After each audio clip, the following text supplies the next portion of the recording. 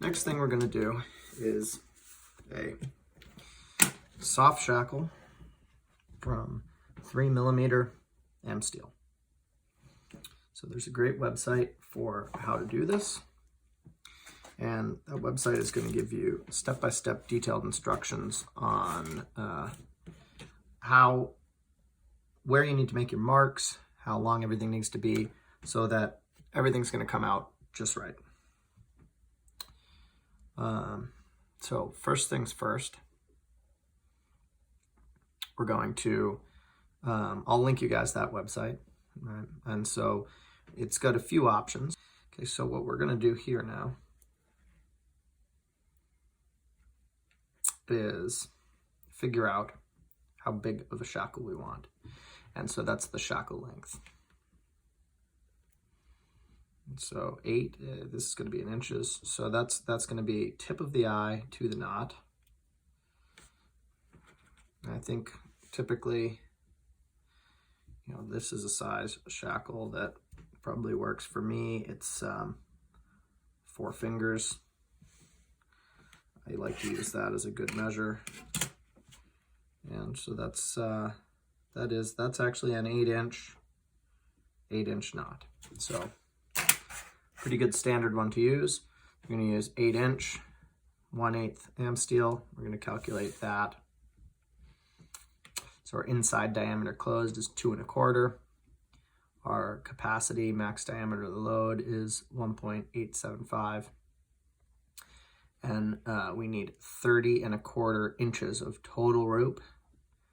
First mark 6 1/4 from the end. Second mark 9 from the first mark. So it's pretty neat. So 30 1/4. First mark 6.625.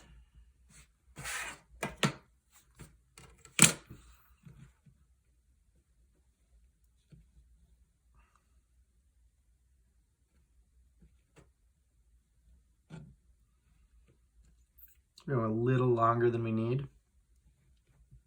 So I'm going to say 7 inches. It gives us just a little bit more room to work with on tying the knot, because this is going to be our button knot length. Okay. You don't have to do this too exactly. The measure that matters the most is in here, but the longer you make this, the more you waste. It's a little bit easier to tie the knot. We'll get to that in a minute. So we're going to make our mark there. We're going to use 7 inches. This one is actually quite important, is the second mark from the first mark. And so that's 9 inches, and we're going to make that exactly. Get that measured right here.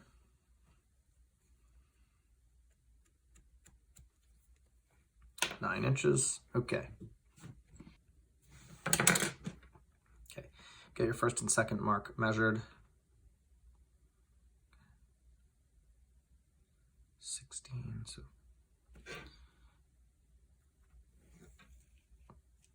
bring this to here. Now we're going to cut.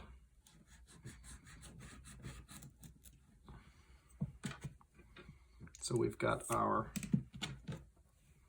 this is the amount of line we're going to need to make the soft shackle. So we have the second mark we made is the tip of our eye. The first mark we made is where the crossover is going to start. And this tail here is what we're going to use to tie the knot at the end. So just for example, now our soft shackle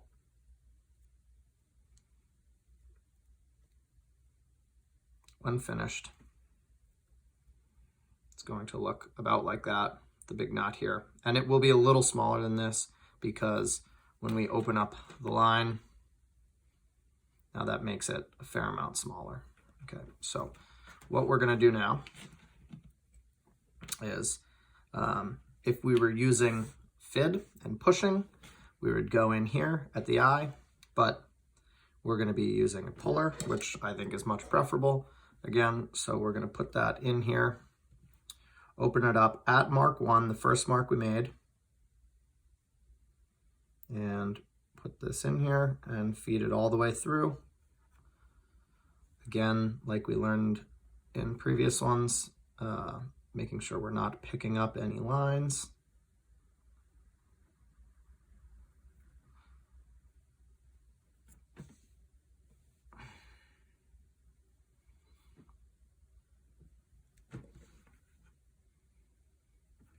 Milk it over right until we come out right at our second mark.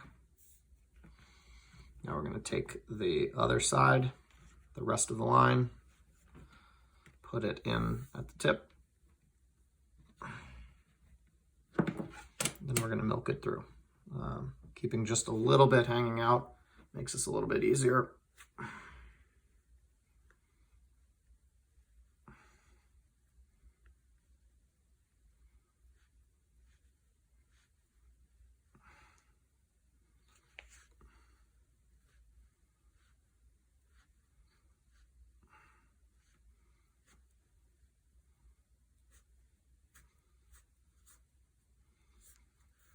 Okay, so that's through.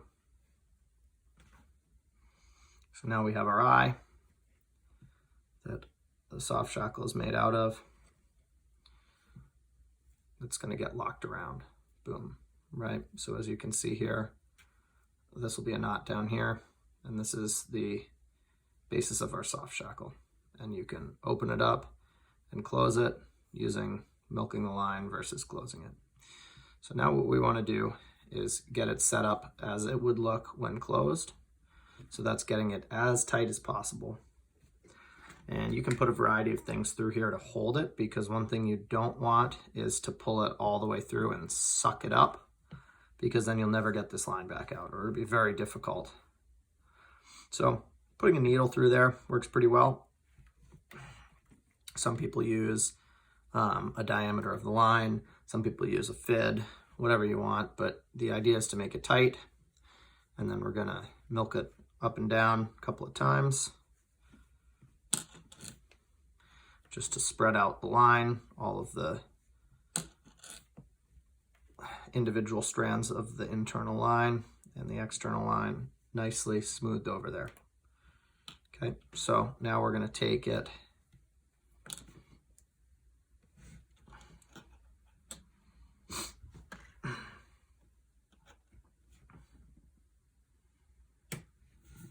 mark right, marking the inner line right where it comes out of the outer section, right, as close to that as possible.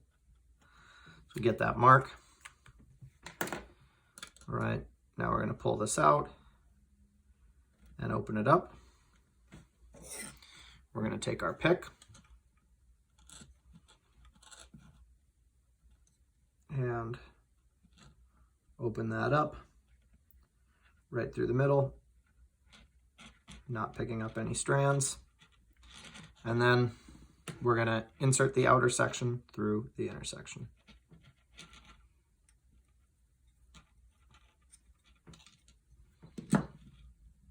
Okay. Now milk that back closed. And we're going to pull this tight back down over here and work this, pulling tight and tight so that there is nothing exposed and a really tight crossover here, similar to the crossover we made in the Brummel splice before. And as you can see, we've got a really nice crossover there, and our splice is pretty tight. So we look pretty good here. Okay, I was a little bit sloppy making my second cut here.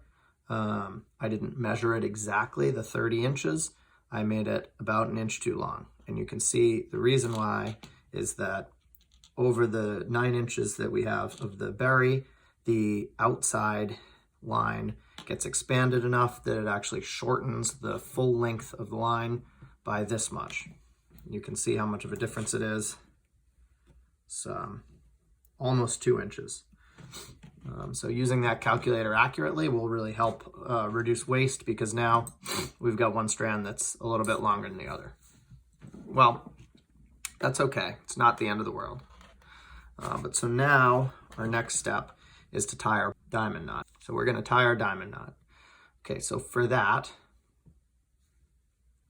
you're going to take one of the ends, and I would recommend taking the shorter end here if you have them not the same, and you're going to make an overhand loop. Okay, so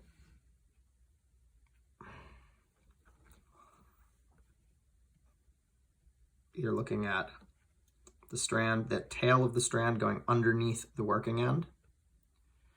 So now you're going to take the second line, place it under the end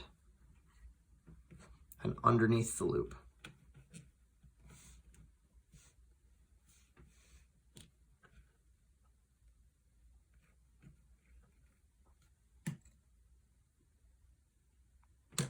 Now the second end comes over the standing part of the line, over both strands, and then down and underneath the tail of the first part.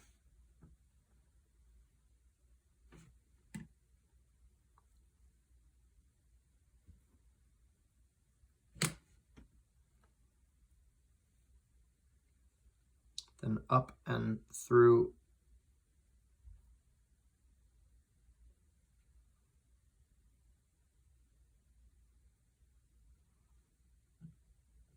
the middle here, and then back through this.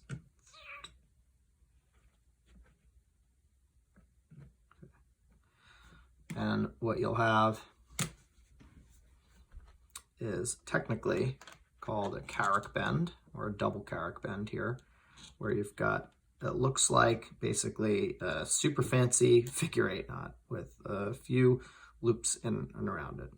Okay, and so that's the start of our button knot.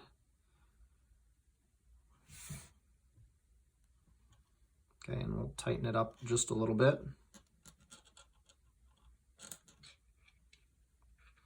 And what you'll have is basically one end lying over the other end with a little bit of slack around here. So we can pull some of that slack out now, which will make tying the knot at the end a little bit easier.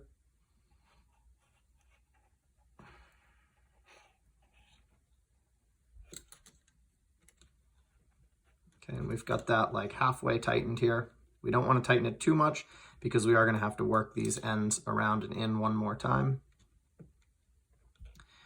And so now we're going to take one of the working ends around the next leg.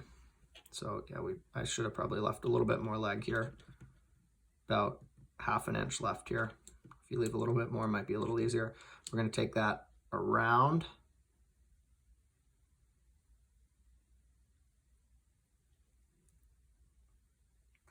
counterclockwise. So it's the same direction the line is traveling, right? We're not going to pull it back on itself. We're running the same direction around. Okay, back around, underneath that other leg, and then it's going to come up through the middle. And made this a little bit tight here, so this is going to be a bit difficult. If you don't tighten it quite as much as I did, it'd be a little easier for you. Okay. And now we're going to repeat that with the other end. Same thing, counterclockwise, around the leg, and then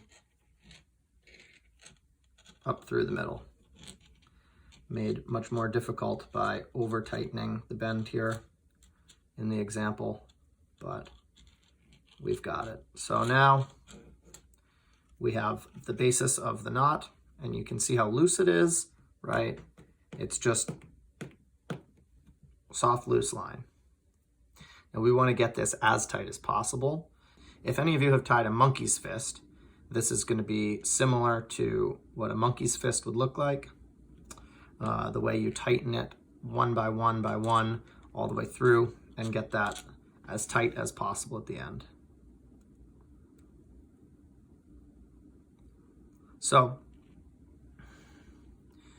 you're going to pull up a starting piece near the center and go around tightening the strand. Okay, you go counterclockwise 5 times and then pull the end. So start with 1.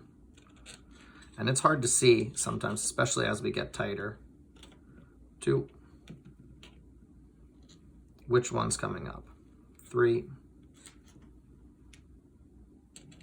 4.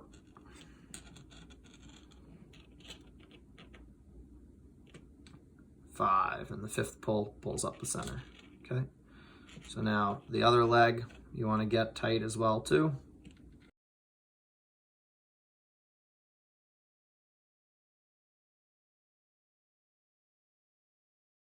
Okay, so now we've done that once on each side. We can see how much tighter we've made this knot here. You can always go a little bit more. So as you find a piece that's a little bit loose, you can pull it out. Sometimes I like to actually use my fid to pull that even tighter. You want to not pick up strands, but you're pulling each one tighter and tighter on itself. Really working to get this knot as tight as possible. I just picked up a strand there, so that's no good, but not the end of the world with this. Basically, the end goal is to make your final knot rock solid. And I'll show a demo of that as well. We can tap it on the table and it feels like you're tapping a rock.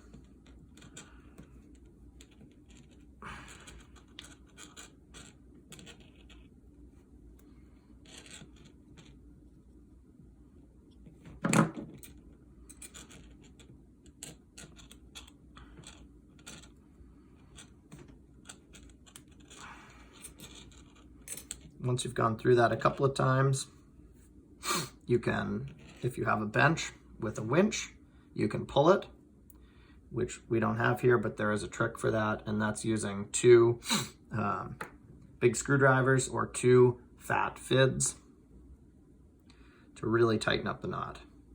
Now, what that is going to do is going to pull that back against this. So if you didn't pull those tails tight enough, you're actually just going to be pulling the knot halfway here and halfway there, and you're going to pull this open. But if you've done a good job of tightening your tails, that's not going to come out much. So open this back up, your eye.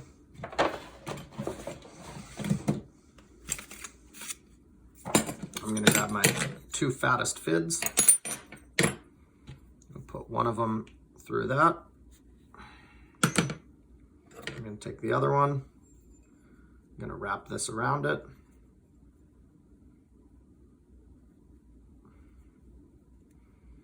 And then you're going to pull it apart from each other as tight as you can. The trick I use is actually standing on it, putting 1 foot on either side of this, and then pulling straight up like you're doing a standing row. So I'm going to do that now. I'll be back. What you'll see now is how tight this is. Doesn't sound like I'm tapping a piece of line, right? It sounds like you're tapping a rock down on the table.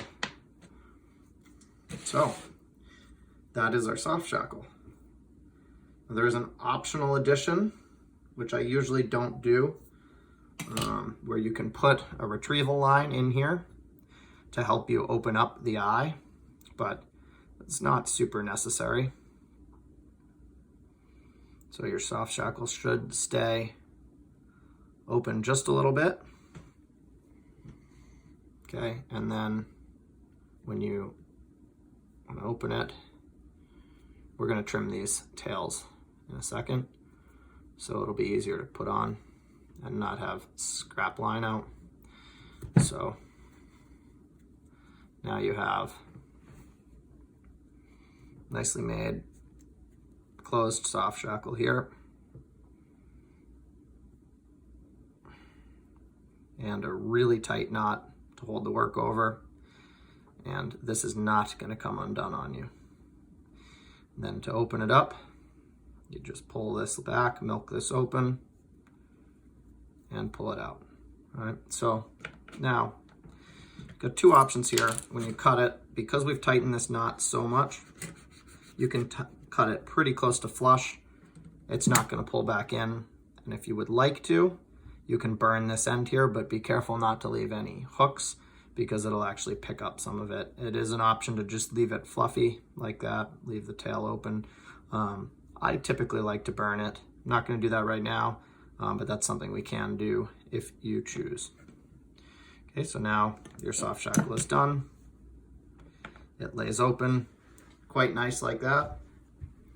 And then when you want to use it, milk it open, cover the head, and then milk it back closed. And there you have a very nicely made soft shackle. Okay, you can use this as an example. So put it around this,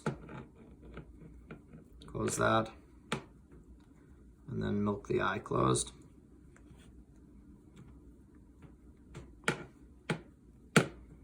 Okay. And this will hold just as well as any metallic shackle, any metal shackle. You can make it on your own in 5 minutes and does a great job.